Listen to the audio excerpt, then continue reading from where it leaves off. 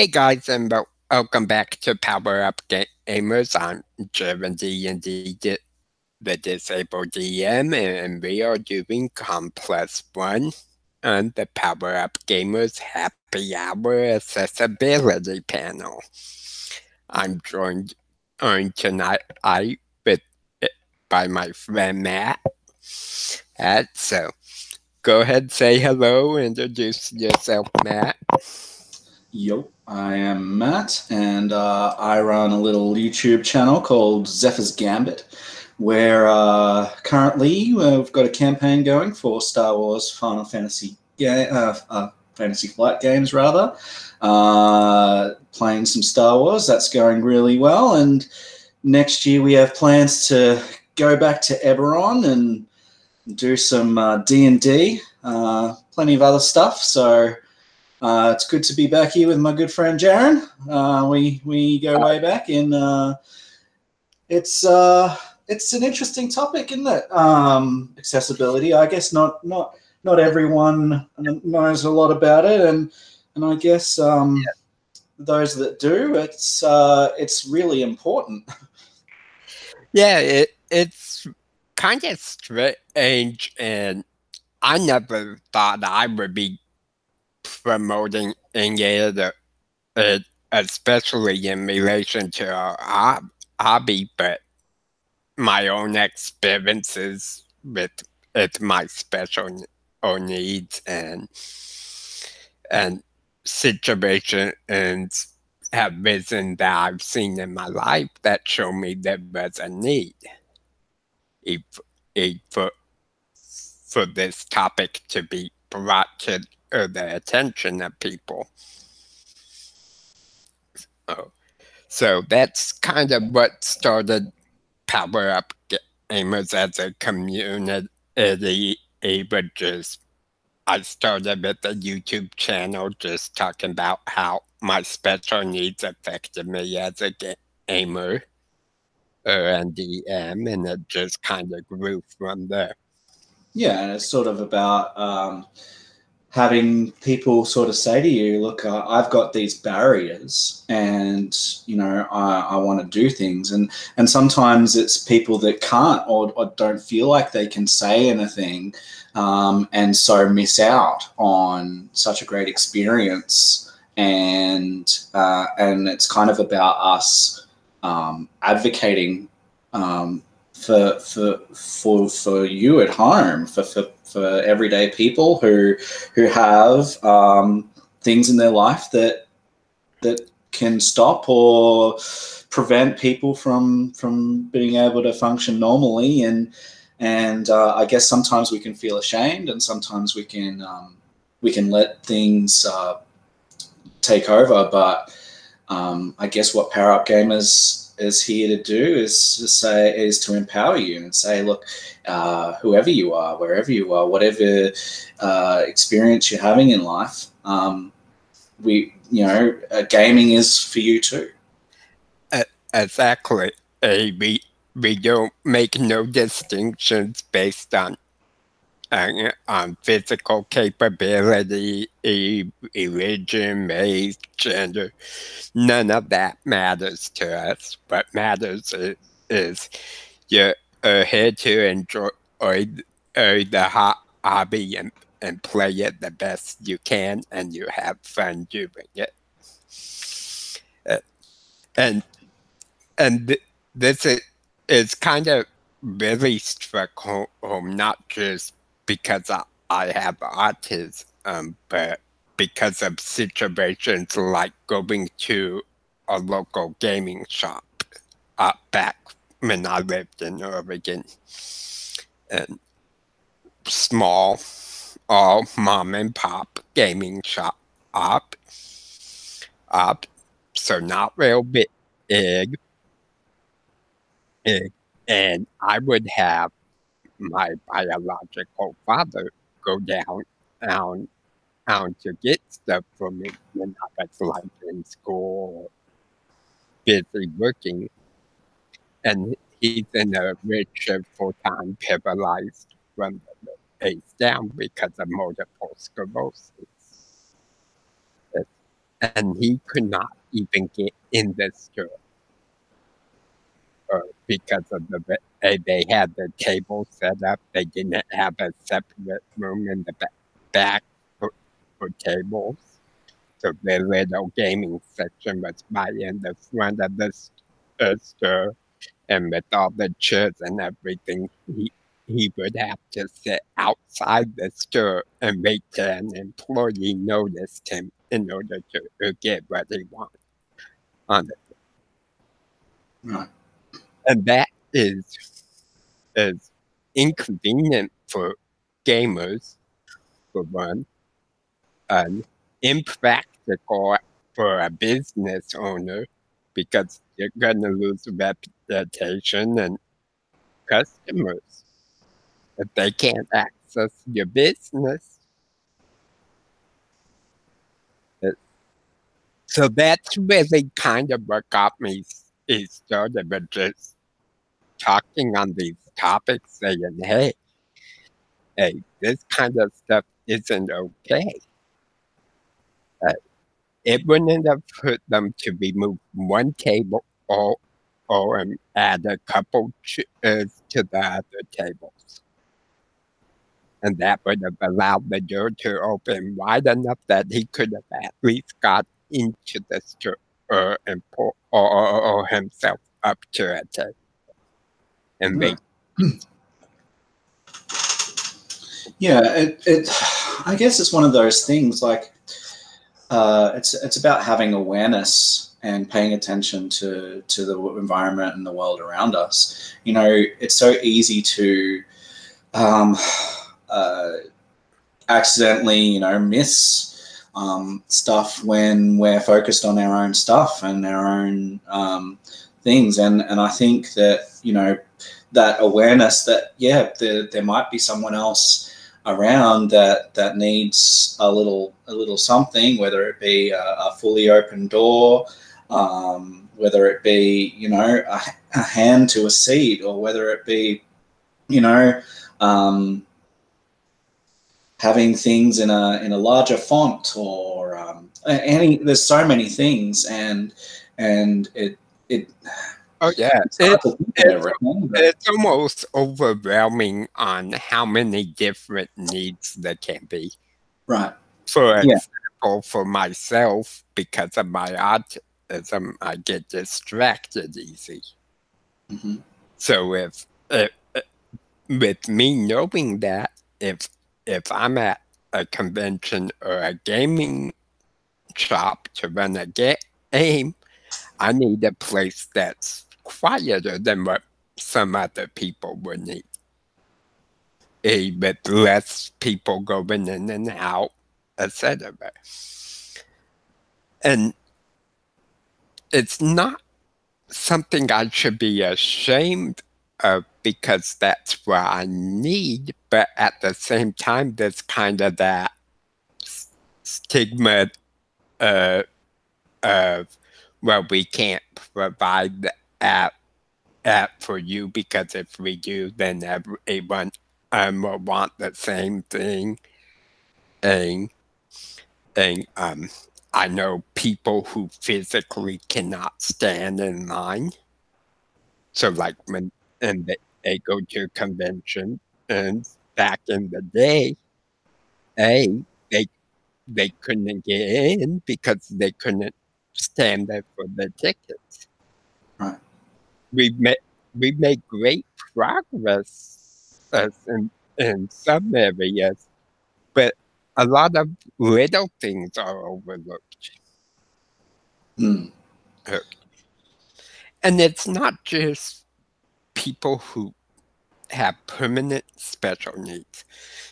There's diabetics, for example.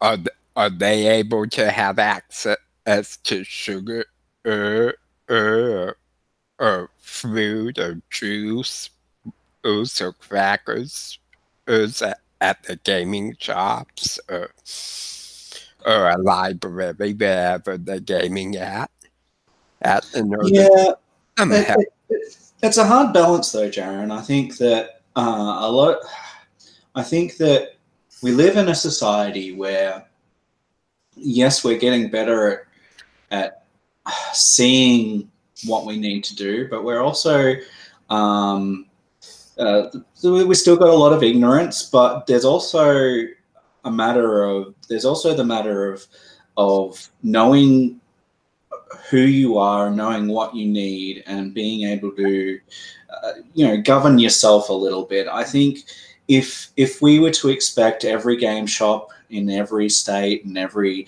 town to have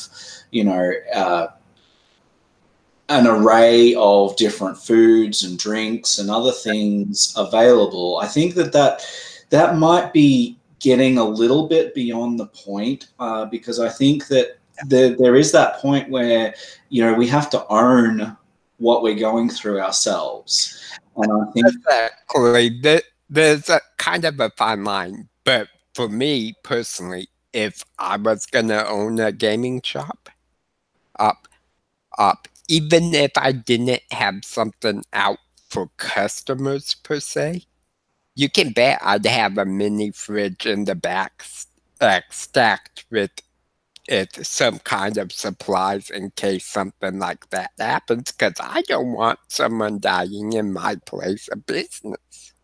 right. Yeah, I mean, it is a fine line, and I think where we start though, I don't think we necessarily start with making unnecessary or costly decisions that may not be required where we are, because in every place it's going to be slightly different. There's going to be people with different needs, but I think it's about education, and I think it's about communication. I think as human beings, as people, that we should feel that we can actually communicate with these shops or these people and say, these are my needs. Yes, I understand that these are your facilities and this is what's available, but I'm wondering what leeway we can make and be able to have that discussion and facilitate that discussion. And maybe that's the hard thing. It's about finding a safe place to have that discussion and to feel like you can do that without feeling like you're threatened or anything like that. And I think though that most people, if someone was to come up to them and say that, I think that most people would be more than willing to hear what people have to say. And I think that maybe there is this culture where we, instead of trying, we sometimes go, it's in the too hard basket. It's too hard for me to go and approach someone. And I think that we need to challenge that just as much as we need to challenge business owners and game runners and event organizers. We need to challenge each of those things. And it's not just like the onus is all on one person or one group. No. It's definitely everyone's side. It took me for quite some time before I was comfortable walking into a shop saying, hey, I have arthritis. Do you mind if I bring in my pillow in from outside to put it in one of the chairs while I sit and do my thing? And you were willing to do that. You were willing to think ahead and go, yeah, I might need this, and bring it along. Yeah. And did that shop then eventually say, yeah, how did that go for you? One of them allowed me to, the other one did not. Right, and that can be an issue. Sometimes there's going to be the no. So what do you reckon, Jaron? Like, so we've gotten up the courage to actually say, hey, look, I have this issue, and then we've been told no. Like, what do we do?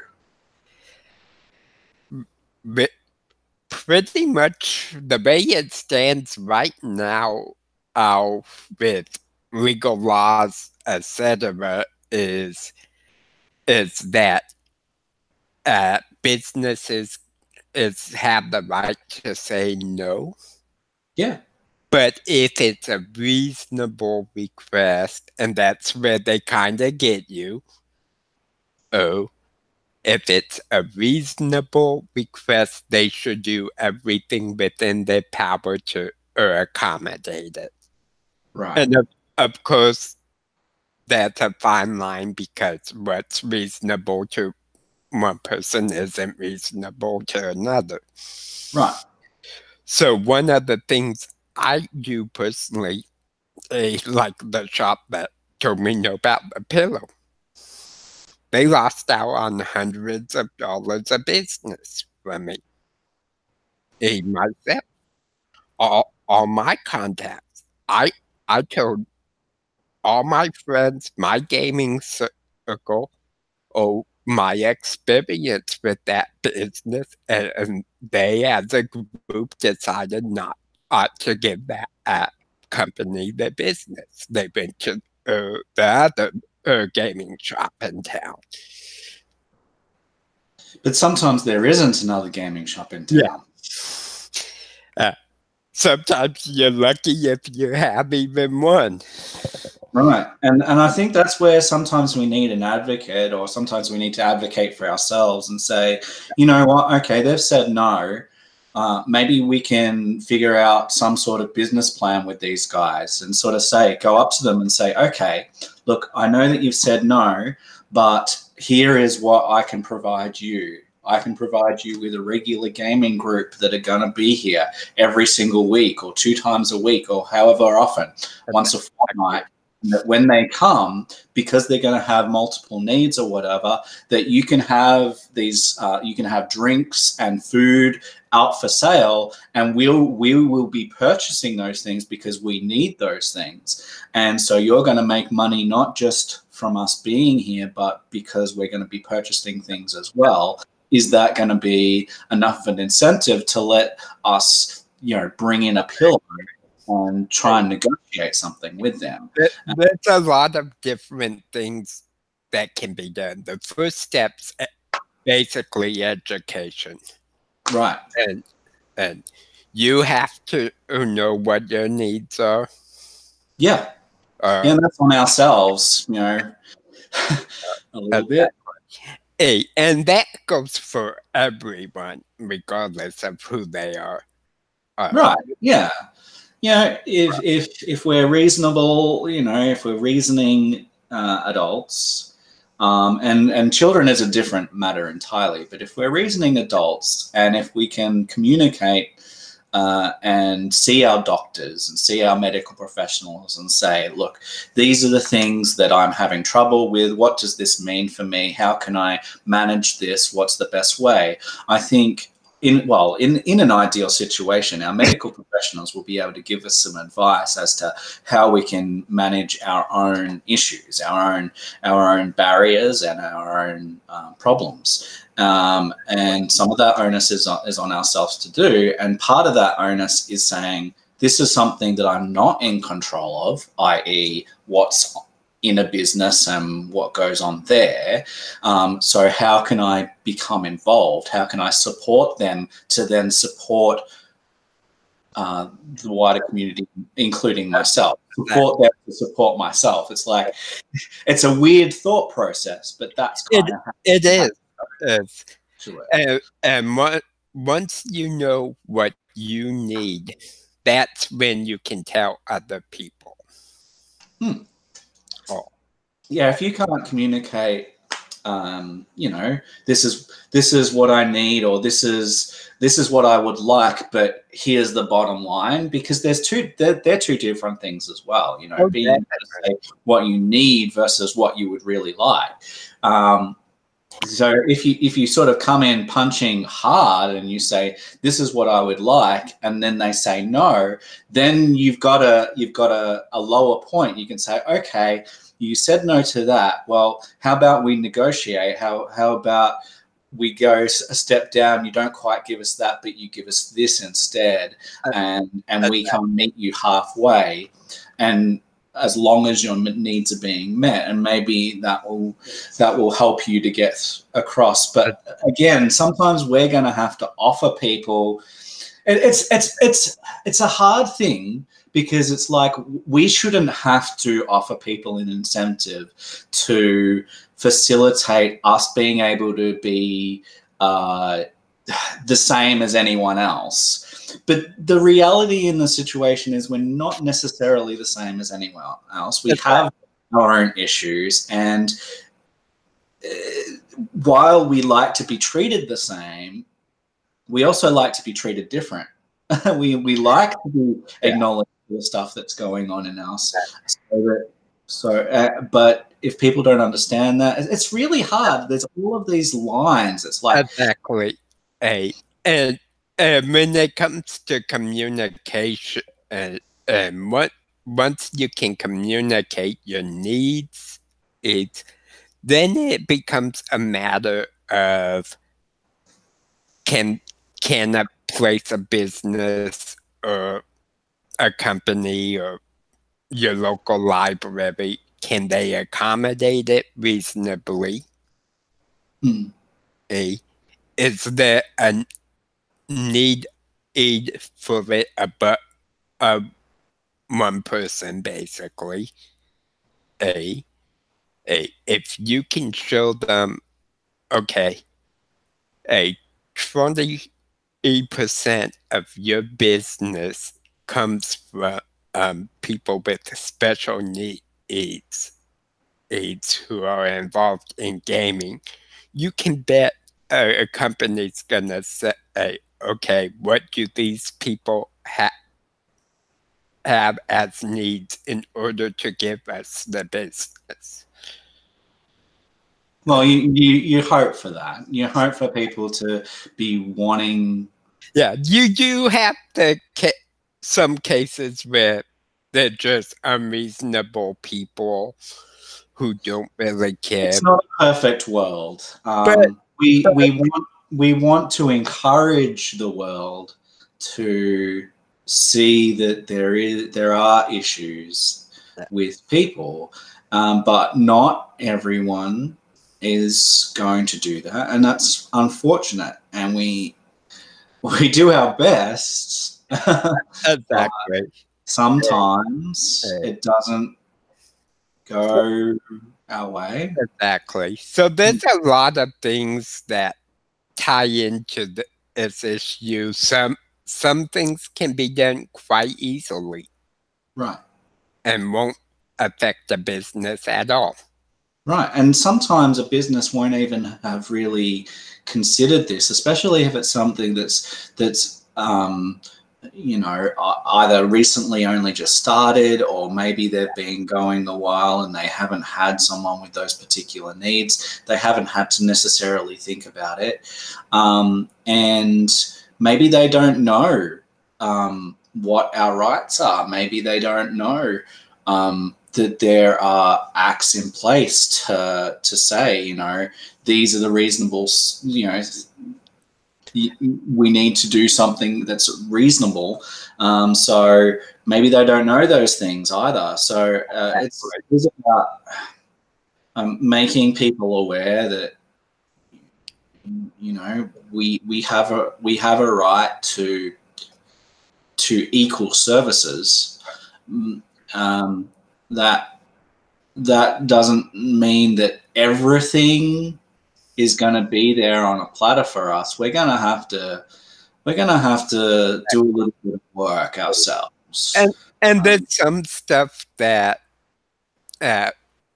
we do get it now at certain things that we have the stigma of, well, that's unfair against people without those needs, such as in some of the big conventions, they have a special line for people with special needs who can't physically stand up or stand in long lines for long periods of time. And we have seen in several times other customers, other people get irate because this person can walk pretty much straight up and within 10 minutes get their ticket while they've been standing in line for hours. And they're only halfway up to their window. Mm.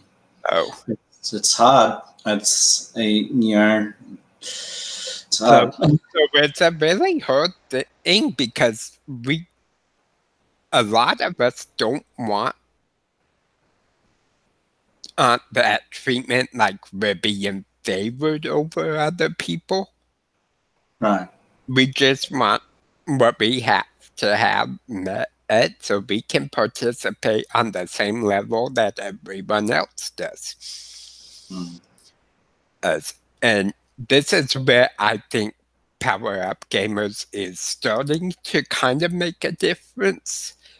It's in just creating kind of that safe environment for people to come talk about what their needs are, get ideas and tricks that might help them.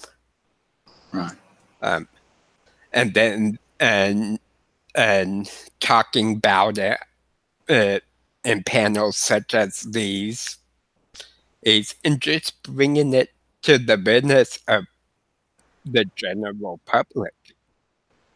Mm.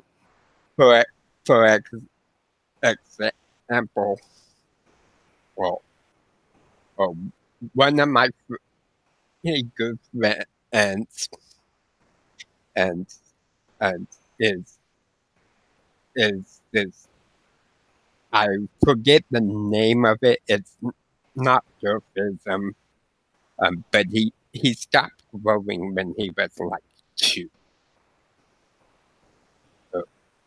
So he's trapped in this little baby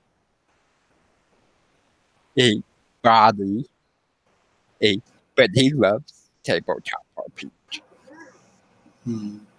He loves to play um, um, and his mind and everything is that of an adult.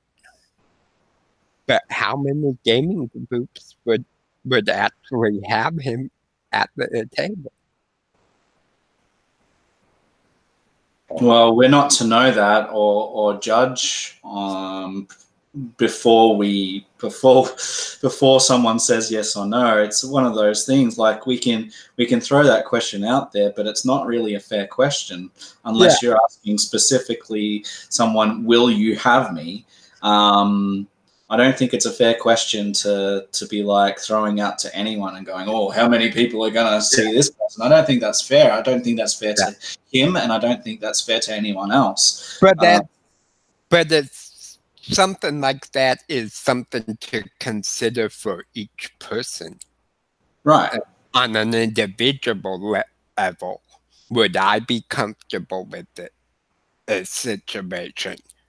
Would I be willing to go out of my way to to help someone else enjoy this hobby? I guess though, some of that is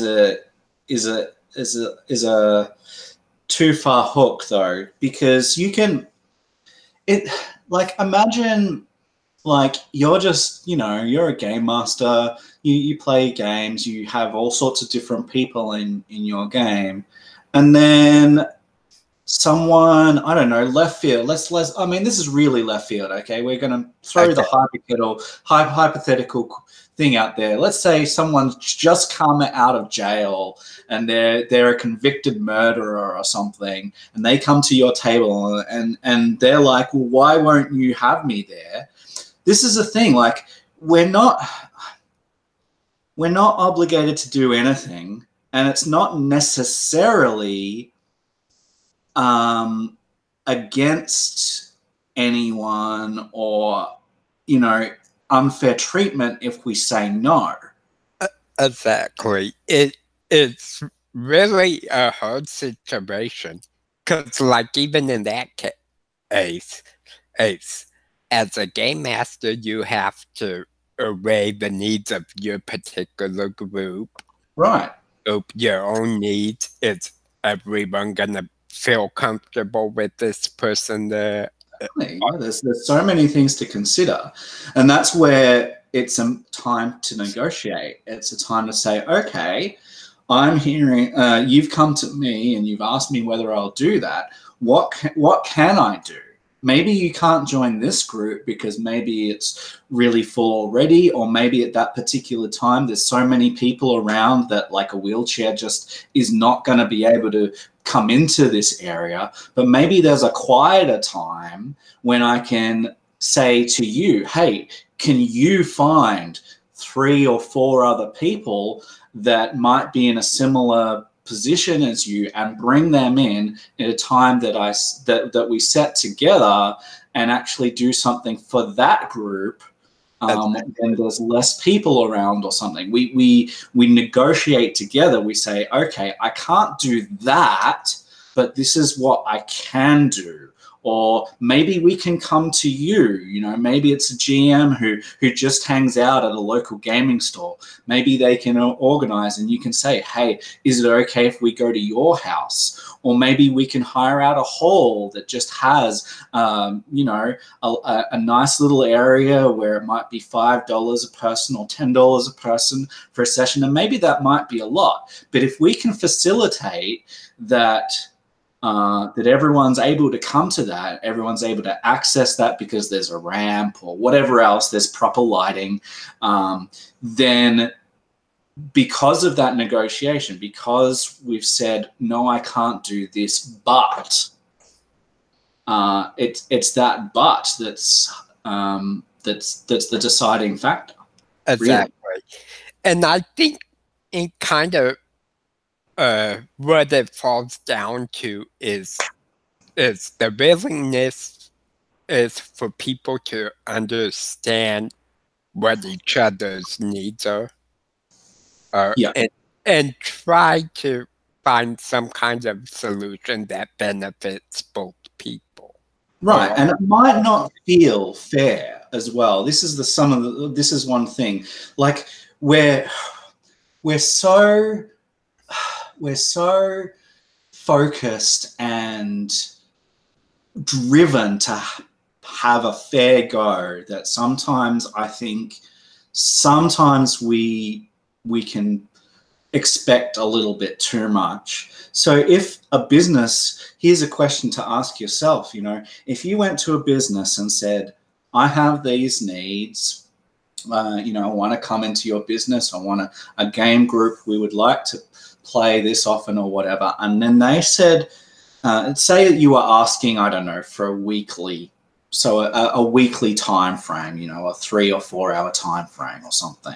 And you went to that business and you said, what, can we have that? Because that's what all of these other groups that you run have. Maybe you're not going to get that. Maybe you're only going to get once a month. Or maybe it's not even going to be that.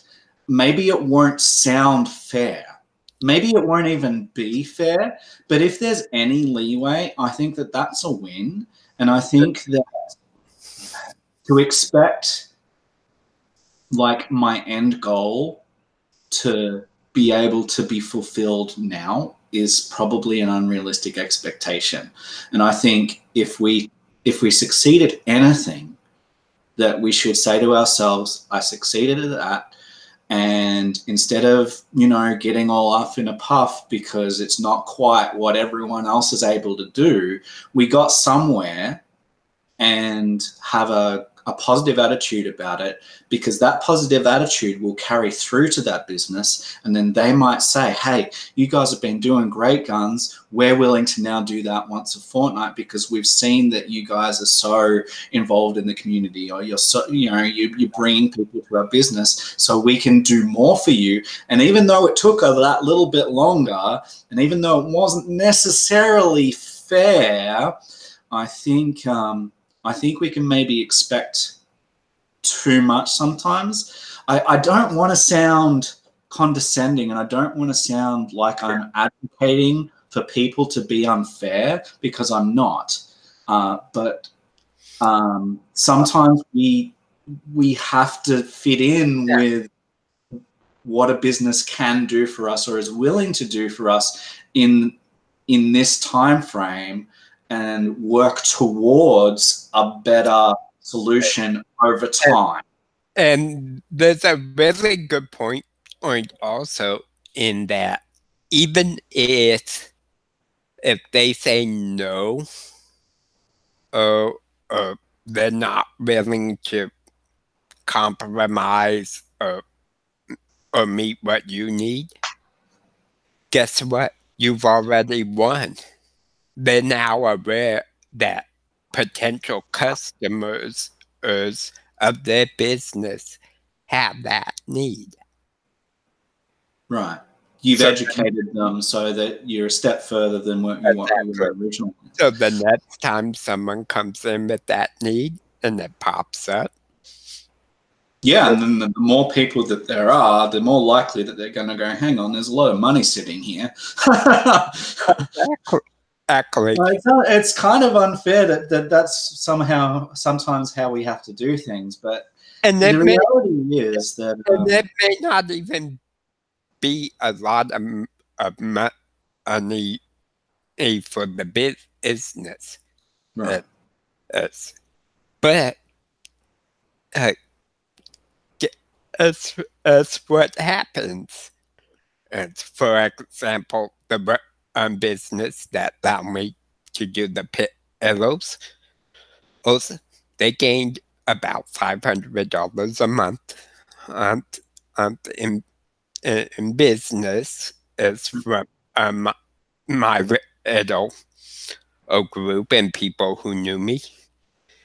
But what ended up happening was one of the newspaper editors in town had heard about what happened, wrote up an article on it.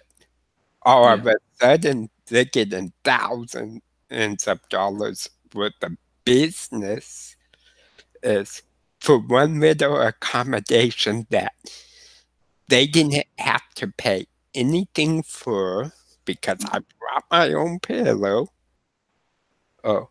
All they had to do was say, it's okay for you to bring it in and put it on your seat.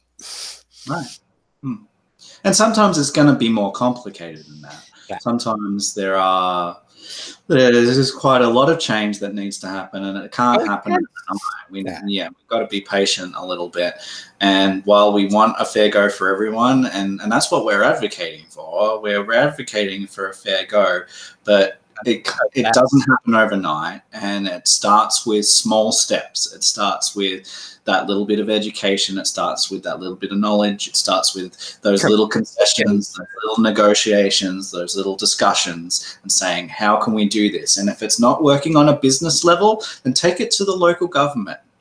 Take it to your local library and say, who can I speak to about this? Who's my local councillor? Who's my local congress person? Whoever it is, go and talk to them and say, hey, Take it even to the people on the street. Well, sure. I mean, we don't want to get old pitchforks and torches. But you can get a bunch of people to sign a petition. Right. Yeah. And advocating, hey, this business should have ramps for wheelchairs. They're not level with the street. Right. Therefore, people with wheelchairs need a way to access it. Right. And if you go to your local council and you say, look, this is what we would like, this is the business in question, this is the type of access that we need, and maybe even go to them with like an offer and say, hey, we're willing to raise half or a quarter of the price of whatever it takes, the concrete to pour in that for that ramp. We're willing to provide this to go towards that. Or even if we say we'll throw a fundraiser. We don't know how much that will be, but we'll throw a fundraiser and we'll try and raise as much money as we can and give that as a donation towards it. If you're moving towards it already, then people are much more willing to come to the party and say, you know what, we'll actually throw that in. And other local businesses will too. If you talk to a local concreting place or a local paint place or a local whatever, and you say, this is what we're wanting to do, they're probably willing to donate $100 or a couple of $100 or thousands of dollars sometimes, depending on who it is, towards getting things to a place where we need them.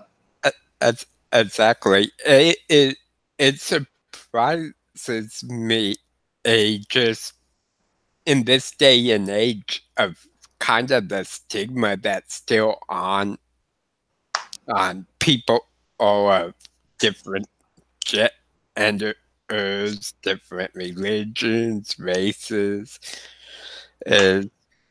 physical capabilities. All these different subgroups, when it really boils down to is we're all human. Treat people like you want to be treated. Yeah, again, it's one of those things, like, we can say that as much as we want, but unfortunately, there's always going to be an exception. There's always going to be people that don't do that. And it's unfortunate, but that's our reality. And we try to change it. And every time we try, we're probably going to hit these road bumps. But every time we try, it gets a little bit easier. It's like anything in life, you know. You got to keep hacking away at it. You got to just keep trying. Never give up, people. Never give up. You know, even if you're not getting anywhere, keep trying. You know, reach out to people on the internet. You know, there's people like Jaren here. There's people like myself. We want to hear from you. We want to hear your story. We want to support you. Maybe we can't throw hundreds of dollars your way, but maybe we can say, you know what, this person has a good point. Maybe we can throw a message to your local council and say, hey, look, we're in support of these people, and this is why we're in support of these people. And we can maybe help you in these small ways, writing a letter. It might not do anything, but we know that there's other people out there, and you're not alone. And I think, you know, sometimes sometimes we think we're alone or whatever, but you're not. If you're watching this at home, or if you're watching this wherever you are in a care facility, you know, you're not alone. And you know, reach out to us and have a look at what else is out there. Your local councils aren't stupid, hopefully. Yeah, hopefully not. And you know, if you communicate, there's some movement, you know, and we're here to support you. You know, one of the big things with Power Up Gamers, we help support other charities like the Special Olympics. We help the DOTS program get a 3D printer to print out dice for ice and braille. For those who are visually impaired, and we do as much as we possibly can, and to help support what people need.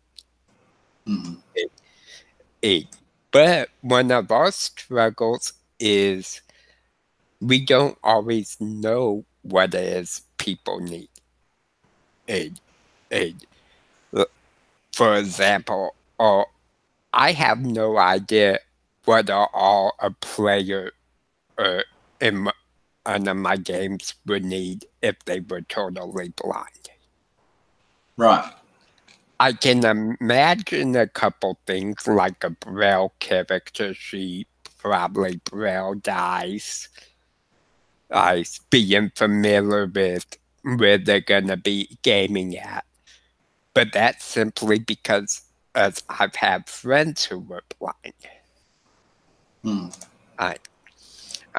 Some of these special needs, I have no idea on myself, because I've never came across anyone who who had those needs Right.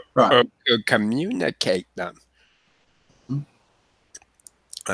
So for us to try to uh, advocate for accessibility for those kind of needs, we need to know what they are. Yeah. And I do try to do as much research as I can, given I'm human and have a life and do other things. And so hearing from my community within Power Up Gamers and other folks, for example, I had one person not too long ago tell me he was dyslexic. Mm. I didn't know that, and he was having a lot of trouble with his character sheet. He's constantly doing games. And, and now I know what dyslexic is like because my uncle went through it. So soon as he told me that, I was like okay, here. And I wrote out a different sheet that was a bit simplified and kind of spread out a bit more, Right. and that worked for them. Yeah, but sometimes I think it's some of it is knowing the right questions to ask. Yeah, I think that it's very, you know, it's hard to expect, and anyone who isn't us to know how to solve our issues. exactly. So it's not. I think it's not just about us communicating what our problems are, but I think it's also being ready to say, this is what other people who have had this issue have done about this. This is a way around this issue. Yeah. As And much here is something for you so that yeah, you know what you could possibly do for me, yeah, because it's so hard to know what to do. If someone came up to me and with this exactly the same situation and said, I'm dyslexic, I would have no idea how to handle that. I wouldn't know. And I'd have to ask the right question, which is, how can I help you? exactly. And really that should be the question that is asked of everyone within a gaming group or circle or GM to players, vice versa. Uh, right away should be, what do you need to enjoy and participate in the game? Right. Yeah. And do some research. If you know that you're experiencing something that's out there that's been experienced by someone else, either do some research to see what other facilities who deal with that sort of thing every day do.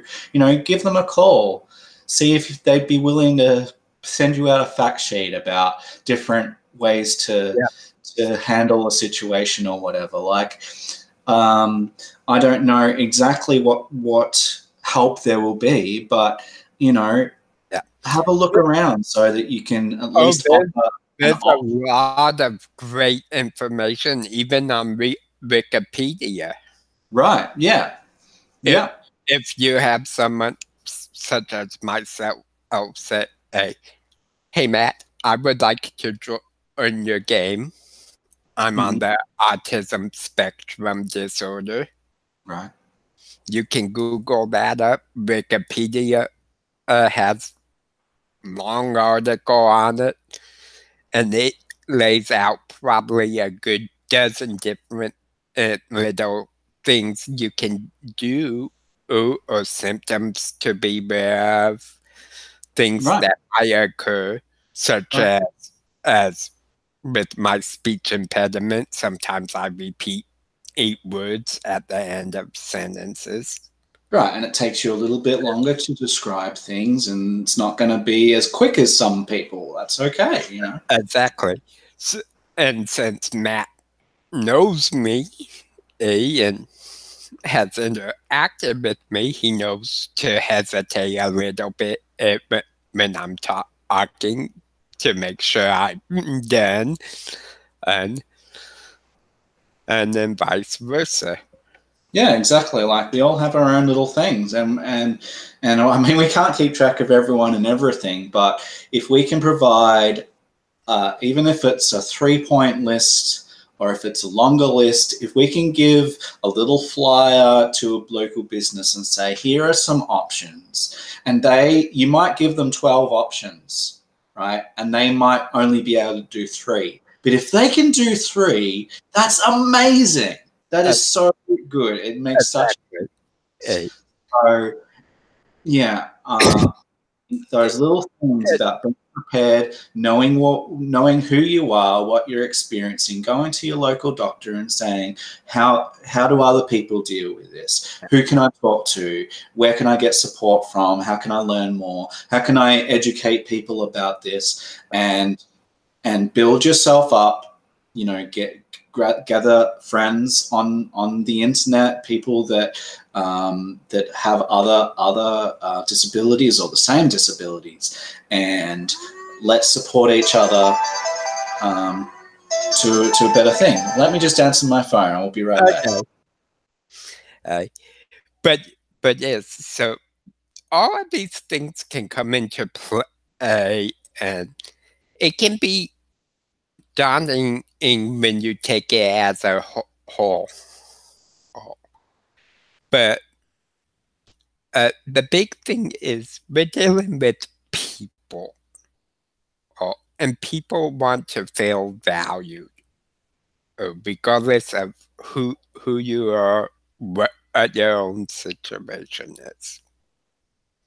It's it's and all it takes is a kind word, or a little bit of understanding, being willing to listen, and and just sincerely listen, not, oh yeah, I hit you, oh, oh, but actually listen to what they're saying, how they're saying it. Uh, you may not be able to fix issues that come up, such as we talked about with the business. It's, but if you're that business manager, owner, clerk, and you listen, you smile, say, "Hey, I understand this is an issue for you. I'd like to do something, and we'll have to figure out what we can do." Even just being just that person to listen and understand goes a long way. Welcome back, Matt. Thanks. Uh, so, oh, I'm hoping with this panel we kind of debunk some of the myths out there, that like businesses have to accommodate every need, because that just simply isn't true. No. Legally, it's not true. Legally, we don't have the right I to ask for that. Right. Uh, But you know, we can ask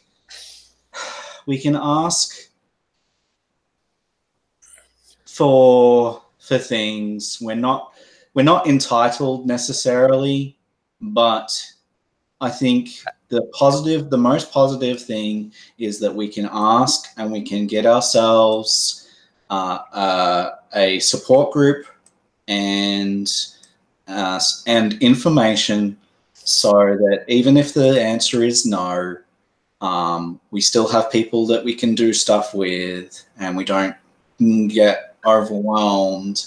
And over time, it might not happen overnight, but gradually, as there's more education, people like you talking to people like them, as this happens more and more,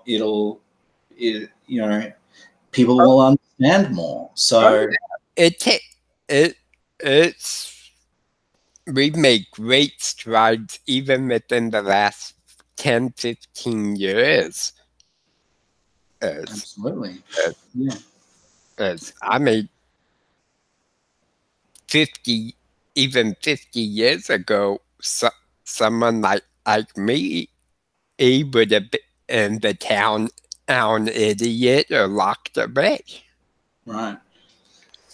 And the other thing is, I mean, this is maybe not the greatest point, but in other places, maybe you're having a struggle in your city or in your town where you live, but maybe there's somewhere else, like a town nearby, or even a capital town, even if you're a couple of hours away or whatever. Yeah. That might have something in place because they're bigger or whatever else, whatever it is. There might be someone else out there that's nearby that has a process already going. And if you can say to your council or to our business, hey, look, this is what so and so has tried. What about that? Or whatever, then those things will help yourself and will help others to understand what they can do or what they could do and what potential there is, and maybe those places could support the place where you're in. So we don't know until we go in and do the digging, and maybe it's unfair we have to, but you know what? Some of it is us taking charge of our own existence and saying, I'm willing to do that if I have to, and I've got my own support network. And when I have the energy, when I have the get up and go, I will do that. And if you need that get up and go, if you need that encouragement, reach out on the internet to us here at Power Up Gamers, or to other friends that of your own that you might know someone or whatever. The internet's not always necessarily the safest place to reach out, but you've got a place to start. If you're watching this, you've got a place to start. Exactly.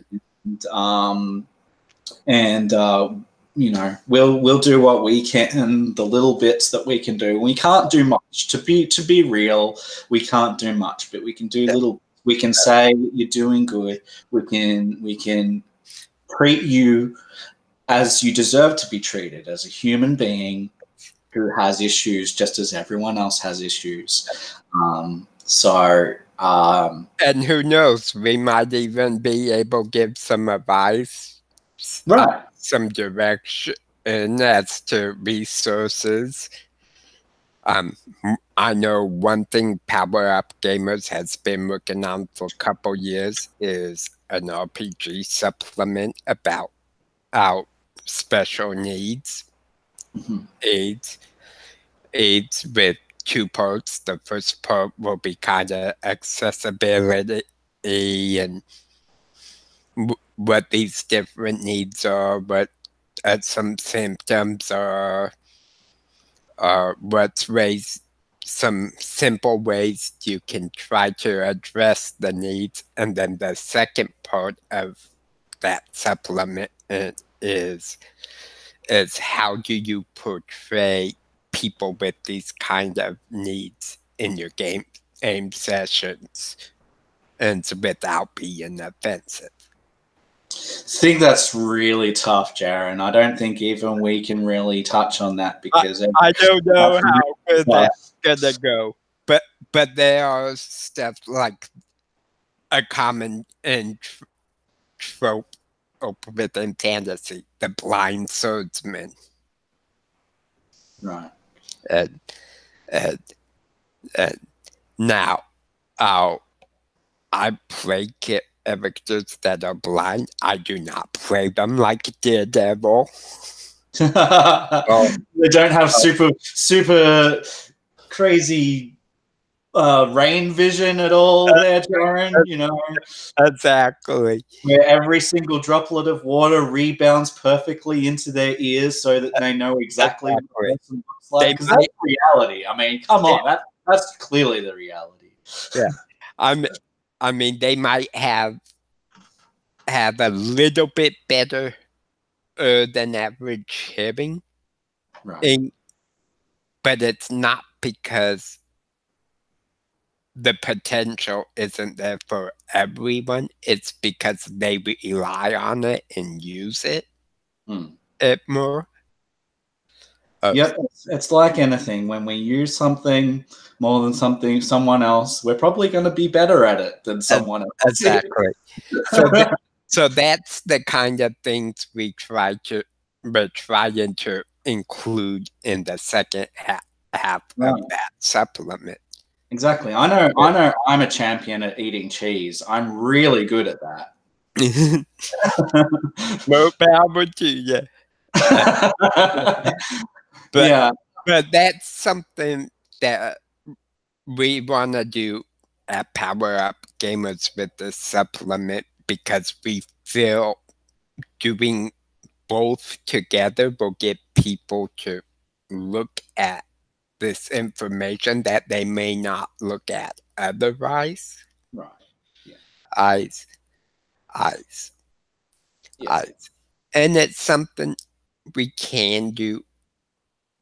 Oh, it's taken us a long time to do it, partially because us writing in it is difficult. The first chapter on autism spectrum disorder was easy because I have had experience on it. Some of the other issues are not. Yeah, and sometimes you have something, but the way that you experience it is different to someone else too. There's such a gambit of things, but we've talked about a lot today, Jaron, and I know that I think we're coming up to around about the hour, and I think what would be really good right at the end of the hangout would be to just in some dot points summarize some of the stuff that we've said, just sort of so that there's it's a little bit clear and it's a good way to wrap ourselves up, I think, if that's all good with yourself. Yeah, sounds good. So we've covered a lot. I think both me and Matt will agree. The first step is education, knowing what your needs are. Right. Yeah, go to your doctor, have a chat. Ask them about tell them about what you've experienced and ask them about what other people that are like you or who have similar stuff have done. Talk to them about processes and things, and maybe they know. Ask them, do you know someone else in the community that I can talk to about this, or do you know of somewhere where I can get more information? Go to the local library, go or do a Google search or whatever it is. Find out about it and about yourself. And the second is communication. Right. And whether it's gaming group, businesses, person to person, don't be afraid to say you have these needs. It's yes, society has stigmas that we are trying to overcome. At least, hopefully, most of us are trying to overcome it. Mhm. Uh, As a whole, we are. As a whole, the culture is changing. yes, and I definitely think it's for the better overall. Yeah. Oh, It takes time, and it takes time for individuals and groups within a culture. So sometimes cultural change you don't see on a local level. Sometimes it's the wider picture, and the wider picture is looking better all the time. It really is. hey, And unfortunately, we're not necessarily in the wider picture as individuals. We have to deal with the local level, and sometimes that can be messy. hey, But hey, I reckon just know that there are other people out there that care about you, that are there to support you and help you to make progress and to feel confident in yourself, to know that there are other people out there, and talk with those people, engage with those people, and make them be your motivation, you know. exactly. Hey, Um, hey, communication is vital. Or not only as the person with the needs, but other players, the DM, the business owner. Don't be afraid to go up to someone. Hey, I see you're struggling with this. Do you have a need that I might be able to help with? right. If if you are honest and sincere in the desire to want to help, most people with special needs or special situations do not have an issue with it saying, and, yeah, this is what's going on. This is what I need. Mm. It, some do, oh, and some don't know. But in general, most people, or with special needs in particular, uh, know what their issues Mm. uh, and they know what they need. Sure. Yeah. Cool. Mostly because we've been dealing with it all our lives. That's it. That's it. Yeah, definitely. So I think those are the big two key points there. Uh, uh, and don't be afraid to stand up for yourself. Yeah. Don't Don't, expect change overnight. Expect it to come in trickles, you know, and and with a little bit of leeway on your side and a little bit of leeway on their side, that you can get somewhere. uh, This is a journey. It's not a destination. We're on a long trek, the long trek of life, and we don't just suddenly fix things. It takes time. It takes knowledge. It takes all sorts of stuff. So it's going to exactly. take some time, but we'll get there. We will. We'll get there together. Hey, well, I think that pretty much covers Yeah. the whole topic. I do wanna uh, say, a even if you're trying to be reasonable, negotiate with people, work things out, you do not have to put yourself in a position where you're disrespected, not treated like the human that you are. Uh, and I have had experiences such as I mentioned, where I refuse to give businesses and places my attention and gone elsewhere. That's perfectly okay. Yeah.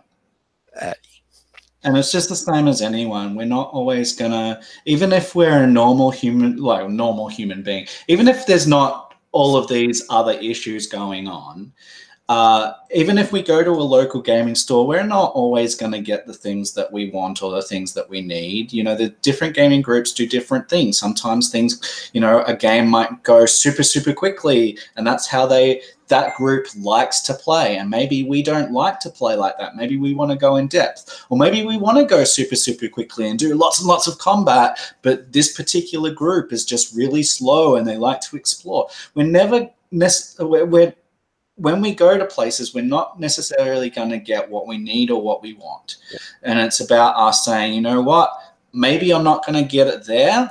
Maybe I will, and I just need to talk to different people. But maybe it's somewhere else that I need to go. Explore both avenues. Explore what there is out there and don't give up. Exactly. And if you ever need someone to talk to, my door's always open.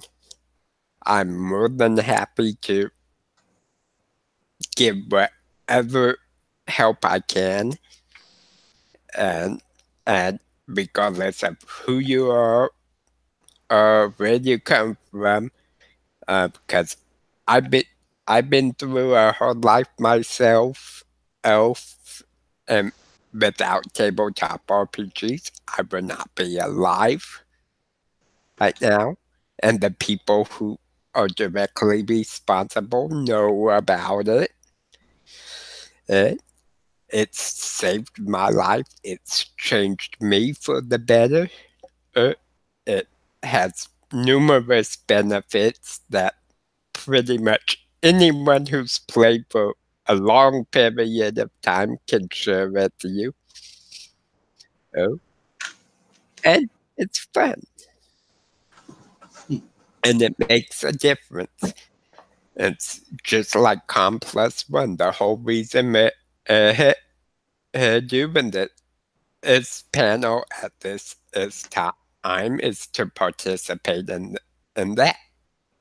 Yeah, and look, if you're listening to this and you have, you know, an extra dollar or an extra $5, and you're looking for somewhere where it's going to go to a good cause, this charity is all about getting games with the full gambit of skills that games bring into the hands of children with needs and children that wouldn't have access to those skills or those games without it. And these skills are life skills. And like Jaren said, that they're things that can totally change your outlook. They're things that can totally change the way that your quality of life can completely be transformed. And that's what we're all about totally transforming these kids' lives and making them that much more worth living. So if you have a couple of dollars, throw it towards that charity because it's money well spent. I mean, I'll go ahead and share a small story. In fact, Matt knows who I'll be talking about. One of my regular players, Miss Mary, is a nanny. Terminally ill child with cancer. Leukemia, I believe it was, which I won't give the child's name because I don't have their permission. But it touched me as a DM because my player will go tell the child during chemo stories of our game sessions and the adventures that she went on with her character.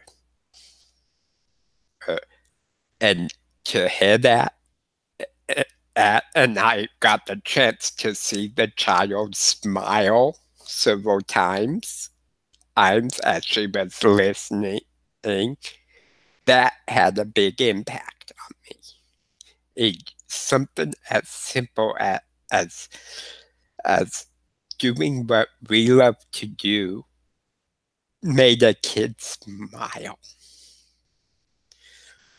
just for a moment to forget about what they were going through, to just enjoy having a simple story. Hey, but the Chivity does much more than that. It actually puts the games that we love, that we play, into the hands of these kids, rather than hospitals. I believe they do schools also. Oh, so it's a great cause. I urge you to donate if you can.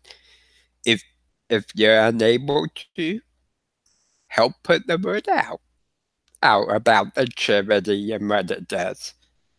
Us even just telling someone else about it might help in the long run. Yep, it's a good story, and there's stories like that everywhere that you go. So, yep, share your stories with people that you know, and don't be afraid to communicate. I think that's a great message to end our stream on. My name's been Matt, and this is Jaron, and I'm sure you all know him. And it's been our pleasure to come to you today and talk about disabilities and about accessibility and about a pathway forward, which we're already on. So thanks, guys. We will catch you guys later on the next episode. Awesome. Well, it's been my pleasure having Matt. It's me. Thanks for coming in at last minute. It's been a lot of fun. I definitely look forward to doing it again. And if anyone needs Power Up Gamers, you can find us on Facebook under the community groups. You can find us on YouTube. You can find us on Drive-Thru RPG. We put out several supplements and products, and we're actively looking to put out more or to increase our own ability to help support other charities in the manner we would like to. So with that, it's been a pleasure. I hope you all enjoy Com+1.